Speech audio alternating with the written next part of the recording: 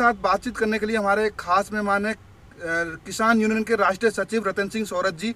और किसानों के हक की लड़ाई लड़ते हैं, हक की बातें करते हैं, लेकिन दिल्ली एनसीआर में लोग सांस नहीं ले पा रहे हैं, प्रदूषण बहुत हो रखा है और किसानों पर आरोप लगाया जाता है। इस पर आप क्या कहना चाहेंगे? देखिए, किसानों पर आरोप लगाना जो सरकार का जो फेलियर होता है, उसको किसानों के ऊपर मरने का एक फैशन हो गया और शौक हो गया सरकारों को। और इस बात के ऊपर सुप्रीम कोर्ट ने अभी 2 दिन पहले सरकारों को फटकार लगाई है कि केवल पराली पराली करके आप प्रदूषण से इन इतने दिल्ली एनसीआर के लोगों के स्वास्थ्य से और उसके जीवन से खिलवाड़ नहीं कर सकते। केवल पराली का जब बहुत जोर लगा करके सुप्रीम कोर्ट ने खुद ने कहा है कि पराली का इसमें योगदान केवल 3 से 4% है, जबकि इस प्रदूषण में उद्योगों से, वाहनों से बहुत बड़ा जो है इस प्रदूषण का कारण है। इसलिए उस पर काम करने की आवश्यकता है। किसानों को आरोप लगाना सरकार का एक फैशन हो गया है। किसान पराली नहीं जलाता है। और मैं तो ये कहता हूँ कि यदि किसान के प्रति सरकार कहीं गंभीर है तो उनको पराली का एक सब्स्टिट्यूट निकालना चाहिए कि पराली को किस प्रकार से उसको खेत में मिला करके, वो सरकार की तरफ से मशीनरी आती हैं और वो एग्रीकल्चर इंस्ट्रूमेंट आते हैं, उनको उपलब्ध कराए सरकार की तरफ से, और वो खेत में ही वहाँ पर जो है उसके खाद के रूप में इस्तेमाल हो जाए। तो कोई किसान पराली जला करके राजी नहीं। क्यों?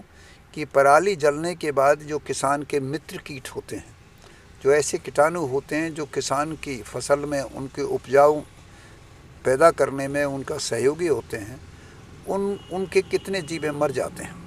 तो किसान की मजबूरी होती है कहीं ना कहीं, लेकिन फिर भी आज किसान जागरूक है, वो पराली नहीं जला रहे हैं और कोशिश करते हैं कि हम पराली को किसी दूसरी जगह इस्तेमाल करें।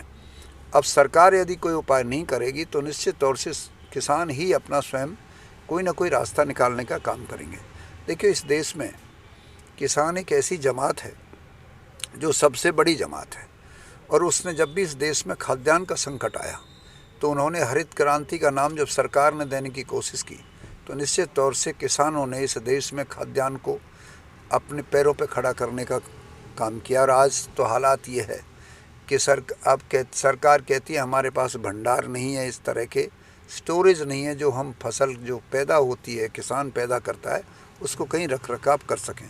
तो आज हालात दूसरे प्रकार के हैं, लेकिन ये सारा मैं अब भी कहता हूँ ये सरकार का दोष है, चाहे वो दिल्ली है, चाहे वो हरियाणा है, चाहे वो उत्तर प्रदेश है।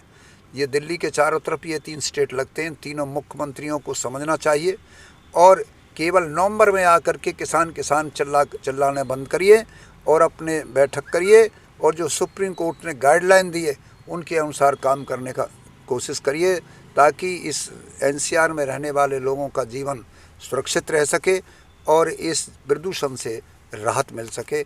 ये आज के जो ना प्रदूषण के ऊपर मेरा कहना है। जी, धन्यवाद।